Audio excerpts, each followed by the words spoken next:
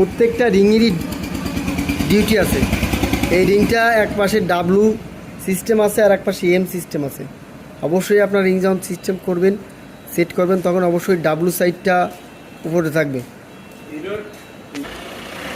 Mobile রিংগুলোর এক পাশে টান আর এক পাশে ঢিল আছে। এই যে দেখেন, টান ঢিল, অর্থাৎ এই পাশে টান পাশটা অবশ্যই রিংয়ের সাইডে থাকবে, টান পাশ থাকবে রিংয়ের সাইডে।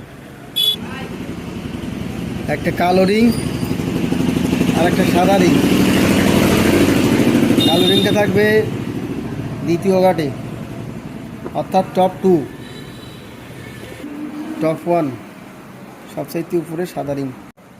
ডিসকভার 100-এর স্টোনের রিং, প্রথম রিংটা এই জায়গা দিলাম আমরা, ঠিক অপর সাইডই দ্বিতীয়টা দিলাম। আর মাঝখানে একটা রিংয়ের মাথা মাঝামাঝি অবস্থান আছে। এবার টপ 2 রিংটা ঠিক টপ 2 রিংটাই যে মাঝামাঝি অবস্থান দিলাম। আর 1 নম্বর রিং দিলাম হচ্ছে নিচের সাইডের মাঝামাঝি।